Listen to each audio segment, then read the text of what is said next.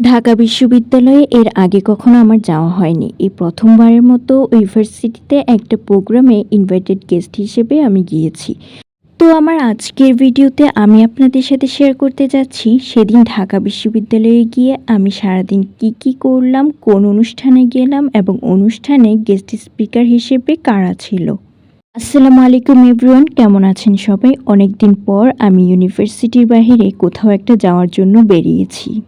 আমি যেহেতু ঢাকা বিশ্ববিদ্যালয়ে এর আগে কখনো যাইনি, তাই আমার বাসা থেকে ঢাকা বিশ্ববিদ্যালয়ে যাওয়ার রাস্তাটা আমি চিনি না।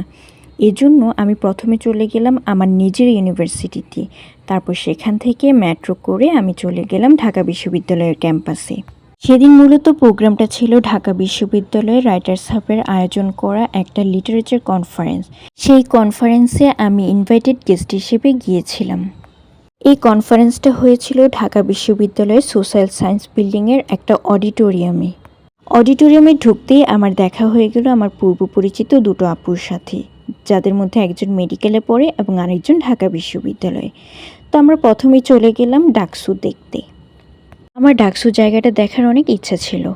তারপর আমরা সেখান থেকে ঘুরে এসে আমরা চলে গেলাম আবার অডিটোরিয়ামে। অডিটোরিয়ামে তখনও গেস্টরা আসেনি, তাই প্রোগ্রাম শুরু হতে একটু দেরি হচ্ছিল, কিন্তু খারাপ লাগছিল না, ভালোই লাগছিল। ওই আপুটা আমাদেরকে একটু চেয়ার আপ করার ট্রাই করছিল।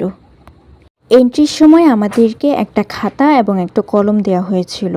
এই জিনিসগুলো মূলত দেওয়া হয় গেস্ট স্পিকাররা কিছু ইম্পর্টেন্ট কথা বললে সেগুলো যেন আমরা সাথে সাথে লিখে ফেলতে পারি, যাতে আমরা পরে ভুলে না যাই। সত্যি বলতে আমি যখন কোনো ফর্মাল প্রোগ্রামে যাই তখন আমার ভিডিও করতে একদমই ভালো লাগে না, কারণ আমার তখন কথাগুলো শুনতে ভালো লাগে। ওই কথাগুলো থেকে যদি একটা কথাও শিখতে পারি সেটাই আসলে অনেক বেশি কাজে লাগে।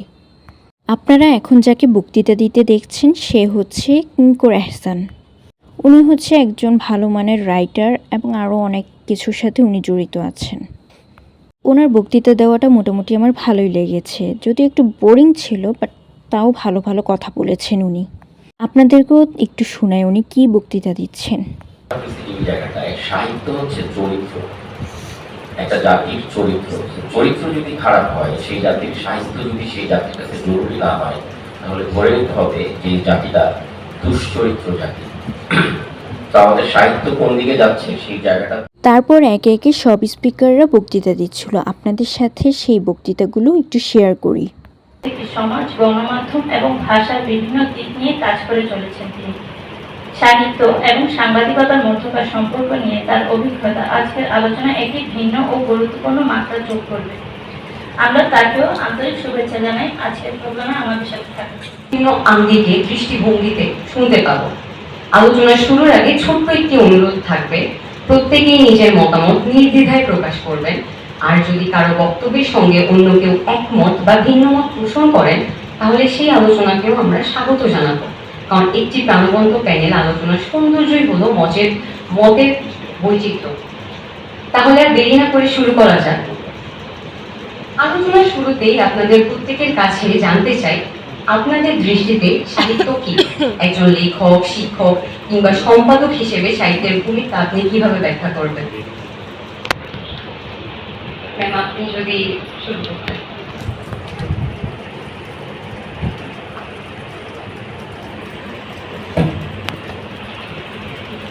অনেক ধন্যবাদ। আমার মনে হয় কিছুটা আমার বক্তব্যে প্রথমে বললাম, আমার কাছে সাহিত্য, কবিতা, গান এগুলো হচ্ছে সাহিত্যের প্রকাশ, কিন্তু সাহিত্য আমার কাছে সংযোগ।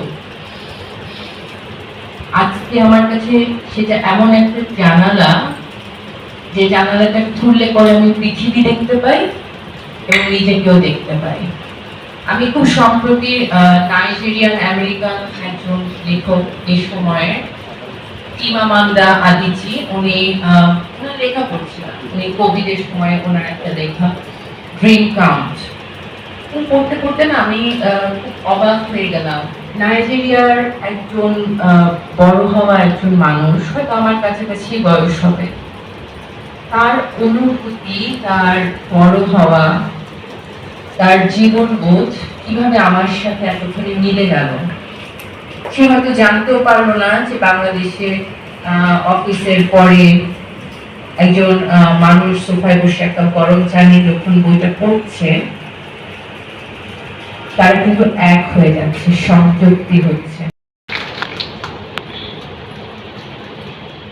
তারপর আমার পছন্দের ডাক্তার আপু আমাকে বলল হলের সবার সাথে আমি যেন একটু ভিডিও করে নিই। তাই আমি পুরো অডিটোরিয়ামে যারা যারা আছে সবার সাথে একটু ভিডিও নেওয়ার চেষ্টা করছিলাম। আসলে তখনও প্রোগ্রাম চলছিল। কনফারেন্স মোটামুটি 12টা থেকে 3টা পর্যন্ত হয়েছে। এরপর 3টায় আমাদেরকে লাঞ্চ দেওয়া হয়েছিল। লাঞ্চে ছিল চিকেন বিরিয়ানি। আমরা আমাদের লাঞ্চ নিয়ে সবাই মিলে চলে গেলাম সোশ্যাল সায়েন্স বিল্ডিংয়ের সিঁড়িতে। বাহিরে খুব বৃষ্টি হচ্ছে, বাতাস হচ্ছে, তার মাঝখানে আমরা সিঁড়িতে সবাই একসাথে মিলে খাওয়া দাওয়া করে নিচ্ছিলাম গল্প করতে করতে। আমি কখনোই বলবো না যে আমি এই ফিলিংসটা ঢাকা ইউনিভার্সিটিতে যাওয়ার কারণেই পেয়েছি, কারণ আমি বিভিন্ন প্রোগ্রামে যাই, সেই প্রোগ্রামগুলোতে দেখা যায় কি এই ধরনের অনুভূতিগুলো, এই ধরনের মোমেন্টগুলো ক্রিয়েট হয়েই থাকে কোনো না কোনোভাবে। হতে পারে সেটা আমার ইউনিভার্সিটিতে, সেটা হতে পারে আমার বাসায়, সেটা হতে পারে আমার আম্মুর রিলেটিভসে, সেটা হতে পারে আমার বাবার রিলেটিভস কিংবা আমার ফ্রেন্ডের সাথে, এটা কোনো ম্যাটার করে না। লাঞ্চ শেষ করে আমি জানতে পারলাম যে নেক্সট জেন ডক্টরসের আরও একটা প্রোগ্রাম আছে ঢাকা বিশ্ববিদ্যালয়ের পাবলিক অ্যাডমিনিস্ট্রেশন ডিপার্টমেন্টে, যেখানে আমরা গেস্ট হিসেবে ইনভাইটেড ছিলাম। এই ডিপার্টমেন্টটা ওই বিল্ডিংয়েরই 9 তলায়। নেক্সট জেন ডক্টরস আমাদের ইউনিভার্সিটিতেও এই 2 মাসে 2টো প্রোগ্রাম করেছে। ওদের প্রোগ্রামগুলো বেশ সুন্দর হয়, আর ভাইয়া খুব ভালো ভালো কথা বলে। নেক্সট জেন ডক্টরসের প্রত্যেকটা প্রোগ্রাম খুবই ভালো হয়, আমার কাছে খুবই ভালো লাগে, এবং যেটা স্টুডেন্ট ফ্রেন্ডলি। পাবলিক অ্যাডমিনিস্ট্রেশন ডিপার্টমেন্টের প্রোগ্রামে আমি বেশিক্ষণ থাকতে পারিনি, যেহেতু বিকাল হয়ে যাচ্ছিল, আমাকে বাসায় আসতে হবে, অনেকটাই সময় হয়ে গিয়েছিল। তো আমি বেরিয়ে একটু নিজে নিজে ঘুরে দেখছিলাম ঢাকা বিশ্ববিদ্যালয় ক্যাম্পাসটা, এটা মনে হয় কলা ভবন ছিল।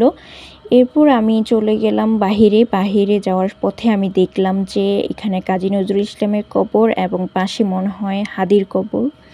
একটা লোক আমাকে জিজ্ঞাসা করছিল যে হাদির কবরটা কোনটা, আমি আসলে নিজেও জানি না কোনটা, আর ভিতরে তো এখানে ঢুকতে দেয় না। তো আমি বললাম যে আমি তো চিনি না, আমি নিজেও প্রথমবার এসেছি।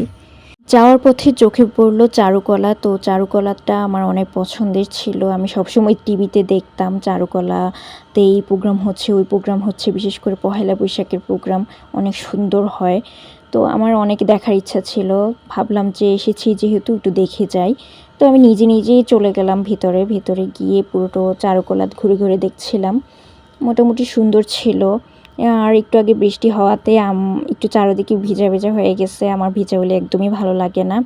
তারপর কিছুক্ষণ ঘুরে আমি চলে গেলাম। আর যাওয়ার পথে এত বৃষ্টি শুরু হয়েছে বাসে, আমি আরেকটু হলে ভিজেই যেতাম।